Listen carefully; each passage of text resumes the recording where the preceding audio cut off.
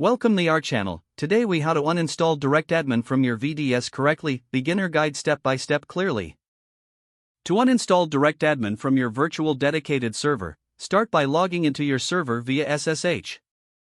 Use your preferred SSH client to access the server with root privileges. Once logged in, ensure that all running services under DirectAdmin are stopped.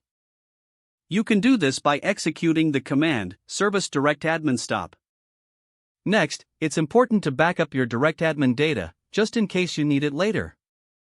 You can create a backup using the command tar cvzf directadmin_backup.tar.gz/usr/local/directadmin. After the backup, proceed to remove the DirectAdmin installation. This can be accomplished by executing the command rmrf/usr/local/directadmin. To remove its associated configurations, you will also want to delete the DirectAdmin user and group. Use the commands userdel directadmin and groupdel directadmin. Next, clean up any DirectAdmin related files in your server's cron jobs. You can do this by editing the cron file using crontab E. Search for any entries related to DirectAdmin and remove them. Once everything is cleared, proceed to uninstall any DirectAdmin dependencies that are no longer needed. An example command for this is yum remove directadmin or apt-get remove directadmin, depending on your OS. Verify that all associated files and configurations are removed. You can check for any lingering files by running find/name *directadmin*. If any files appear, you can manually remove them using the rm command.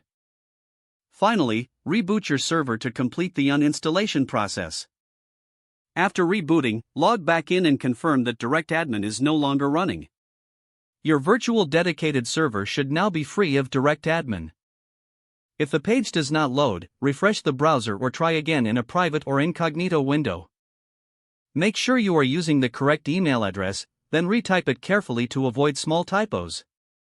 If your password is not accepted, use the reset option and create a new strong password you can remember.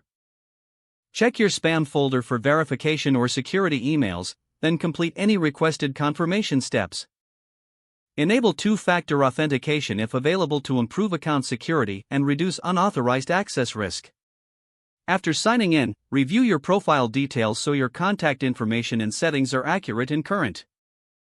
If you see an error message, note it down and try again after restarting your device and internet connection. Don't forget to like this video and subscribe to our channel for more step-by-step tech guides.